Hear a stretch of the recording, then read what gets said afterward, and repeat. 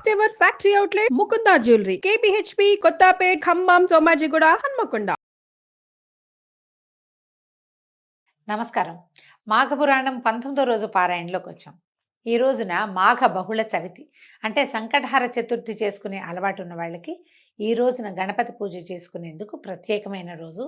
ఒకవేళ గుర్తు లేకపోతే ముందు రోజు ఇది వింటారు కదా, రేపొద్దున చవితి మనం వినాయక పూజ చేసుకోవాలి, జ్ఞాపకం పెట్టుకోండి. కొంచెం లేట్గా మొదలు పెట్టుకున్నా కూడా గణపతి పూజ ఉదయం ఉపవాసం, రాత్రి పూజా విధానం ఉంటుంది.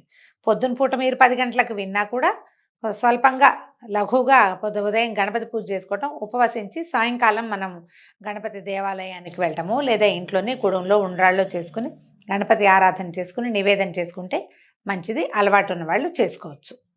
అయితే ఈరోజు ఏం చెప్తున్నారంటే మాఘ ఏకాదశి మహాత్మ్యాన్ని గురించి చెప్తున్నారు. మాసములన్నిట్లలోనూ మాఘమాసం అత్యంత పుణ్యదాయకమైంది.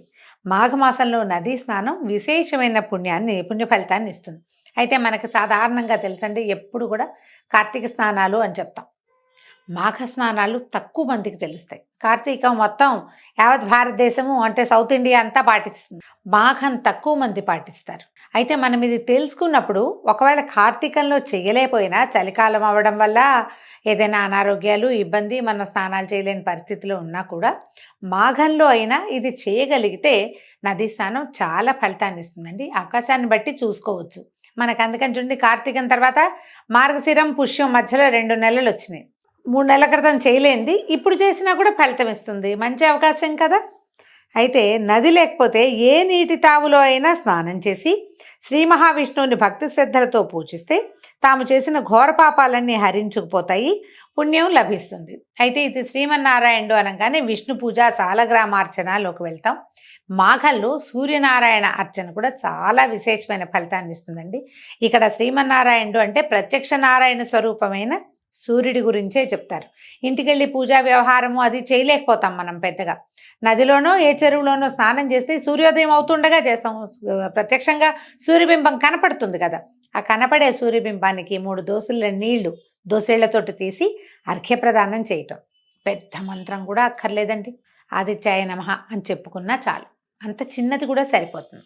సూర్యుడికో నమస్కారం చేయటం, ఓ 3 దోసెళ్ల నీళ్లు అర్ఘ్యప్రదానం చేసి నమస్కారం చేసుకుంటే అది ప్రత్యక్ష నారాయణ సేవను మించిన సేవ అసలు లేనే లేదు. అంత మాత్రమైనా చేయండి అంటారు. ఒకవేళ నదీ స్నానం కుదరలేదు, ఇంట్లో స్నానం చేసినా చటుకున ఏ మేడ మీదకో బాల్కనీలోకో వెళ్ళి సూర్యుడిని చూస్తే చాలా మంచిది. ఒక చిన్న రాగి చెంబు, బుజ్జి గ్లాసులు దొరుకుతాయి, ఎంతో ఖరీదు కూడా ఉండదండి. ఒక గ్లాసు కొని అట్ట పెట్టుకుంటే ప్రతి మాఘంలోనూ చేయొచ్చు. ఒకే గ్లాస్తో ఇంటిల్లిపాది కూడా చేసుకోవచ్చు. చిన్న గ్లాసు, దాన్ని కొంచెం ఎర్రగా శుభ్రంగా తలతళ్ళాడేలాగా తోమాలి. రాగి వస్తువులు ఏంటంటే నిలవ పెట్టామంటే కడిగి పెట్టినా సరే అదంతా మసలు పడిపోయి పాత మొహంలాగా తయారవుతుంది. ఏ రోజుకి ఆ రోజుకి కొంచెం తోముకోవాలి. దాన్ని తోమి ఆ నీళ్ళని ఎర్రని పాత్రలో గనక ఇస్తే చాలా మంచిదండి. అవకాశం ఉన్నవాళ్ళు చేయండి. అయితే మాఘపురాణం వినటము, మాఘమాస వ్రతం ఆచరించటము, విష్ణు పూజలు, సంకీర్తనలు, భజనలు, దాన ధర్మాలు మొదలైనవి చేస్తే ఆ శ్రీహరి సర్వదా మనల్ని కాపాడమే కాక విష్ణులోక ప్రాప్తిని కూడా కలగజేస్తాడు. కాబట్టి సర్వులు మాఘమాస వ్రతం ఆచరించటము సర్వశ్రేయస్కరము. మాఘమాసంలో శ్రీహరిని సేవిస్తే ఇష్టకామ్యార్థ సిద్ధి కలుగుతుంది. ఆయురారోగ్య ఐశ్వర్య భోగభాగ్యాలు సిద్ధిస్తాయి. దీనివలన శ్రీహరి కృపకి పాత్రలే మోక్షప్రాప్తిని పొందగలుగుతారంటల్లో ఎటువంటి అనుమానము లేదు. పూర్వం అనంతుడని ఒక బ్రాహ్మణుడు ఉండేవాడట. ఈయన ఎక్కడున్నాడు? యమునా నదీ తీరంలోని ఒక అగ్రహారంలో నివసించేవాడు. యమునా నదీ తీరం అంటే ఇంచుమించుగా ఢిల్లీకి దగ్గర అనుకోండి, నార్త్ ఇండియా కథ చెప్తున్నారు. ఈయన ఒక బ్రాహ్మణ ఆయన ఉండేవాడు. ఈయన పేరు అనంతుడట. ఇతను పూర్వీకులు ఇచ్చిన ఆస్తి, వంశపారంపర్యంగా చాలా కాలం నుంచి వస్తున్నటువంటి అధికంగా ఆస్తి సంక్రమించి ఐశ్వర్యవంతుడు అవటం చేత అహంకారిగాను, మొండితనము, మూర్ఖత్వం కలవాడుగాను తయారవుతాడు. మనం ఇప్పుడు కూడా చూస్తామండి ఇట్లాగే. పూర్వకాలం నుంచి పూర్వతర పాత్రలు, నాయనమ్మవి, తాతవి, ముత్త తల్లివి ఎప్పటి నుంచో ఆస్తులు వస్తుంటే పిల్లలు ప్రపంచ జ్ఞానం లేకుండా ఉంటారు.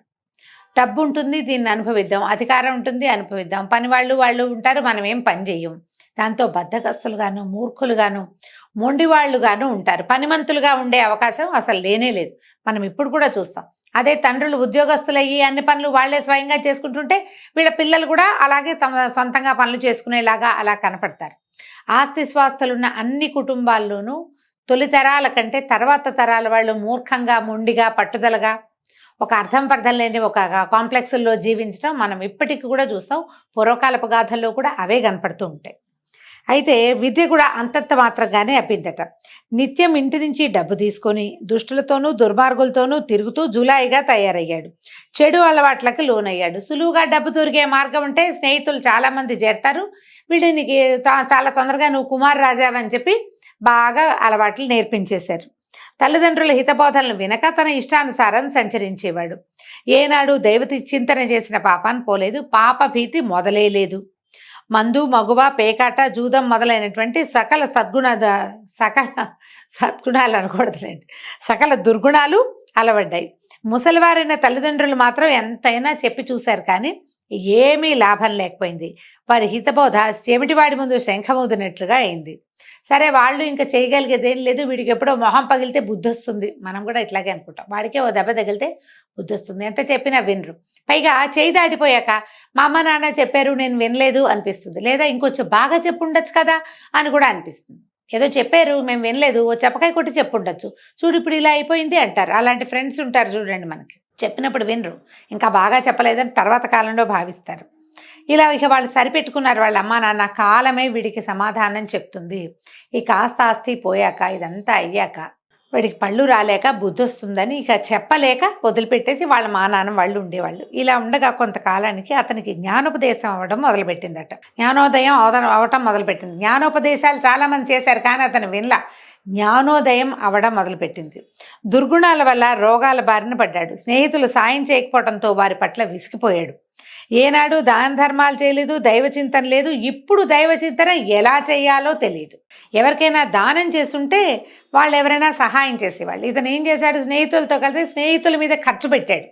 దాన్ని దాన ప్రక్రియగా తీసుకోలేం కదా. మనం దానం చేసామనుకోండి, ఎవడో లేనివాడికి డబ్బు ఇచ్చాం, అవసరానికి ఏదో ఆదుకున్నాం మనం, అప్పుడు వాళ్ళు మన అవసరాలప్పుడు వాడు కాకపోతే ఈ దానం చేసిన ఫలితము ఇంకో పక్క నుంచి వస్తుంది. మనం చేసింది ఏమిటంతా దుబారా, జులాయితనము, ఖర్చు. ఇది ఎక్కడి నుంచి వస్తుంది? ఖర్చు పెట్టించే వాళ్ళు పెట్టించేసి తర్వాత నీ దగ్గర డబ్బులు లేకపోతే నీ దగ్గరికి రారు. అలాగే జరిగిందనమాట. ఇతనికి ఒంట్లో సత్తువ తగ్గిపోవటం మొదలుపెట్టింది. ఓపిక లేదు, అనారోగ్యం పాలైపోయాడు. ఫ్రెండ్స్ని 10 మందిని పిలిస్తే 2 వచ్చేవాళ్ళు. ఆ 2 కూడా కాసేపు కూర్చుని వీడు మూలుగుతుంటే వాళ్ళు చక్కగా వెళ్ళిపోయేవాళ్ళు. సొంత వాళ్ళు అయితే ఉంటారు, ఎవరుంటారు? స్నేహితులు ఉండేవాళ్ళు కొద్దిమంది ఉన్నారండి.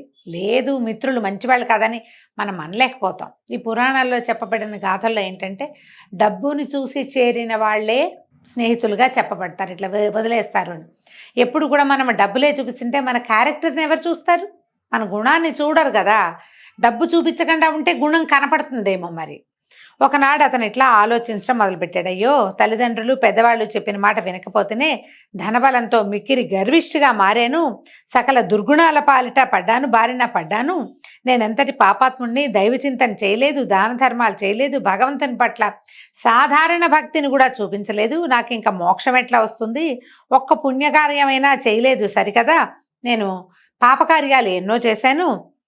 ఈ మాఘమాసం అత్యంత పుణ్యదాయకమైంది. నదీ స్నానం చేయమని అమ్మా నాన్న ఎన్నిసార్లు చెప్పినా వినలేదు. నాకు ఇంకా నిష్కృతి లేదు.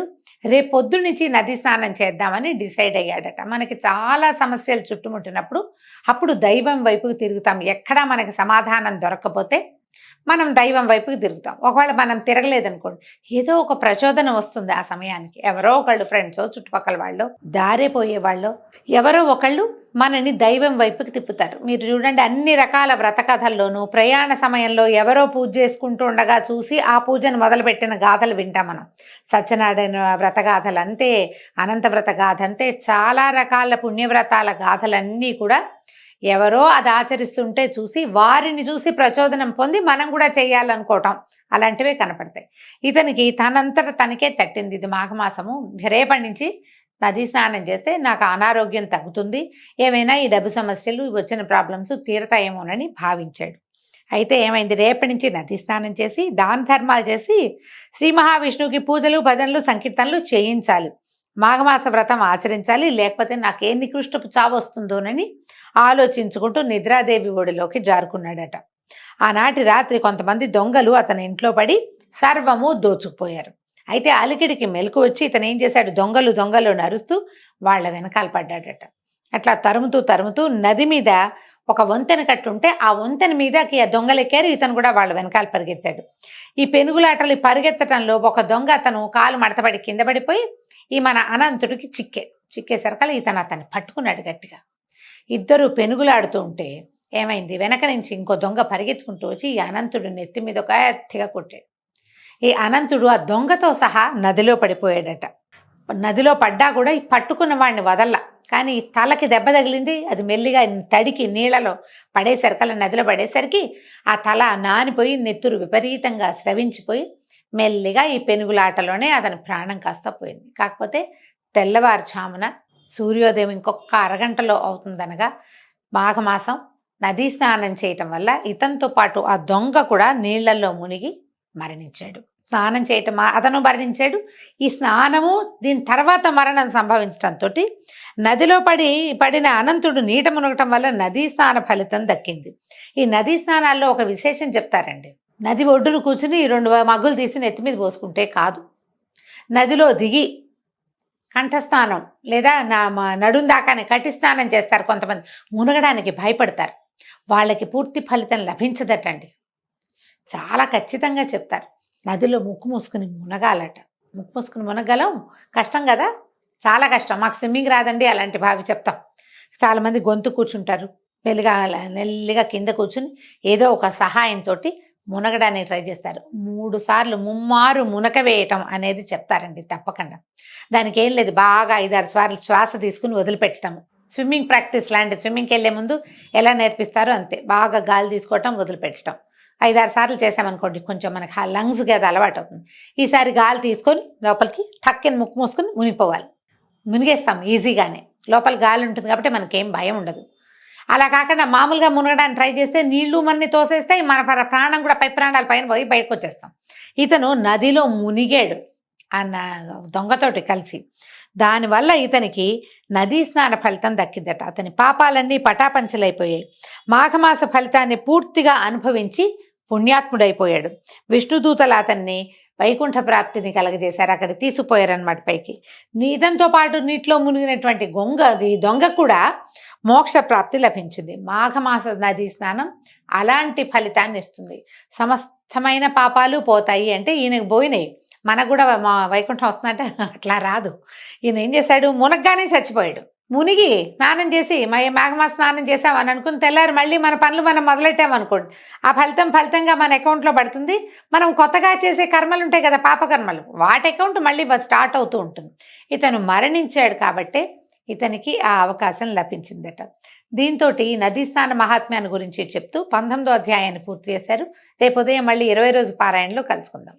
నమస్కారం.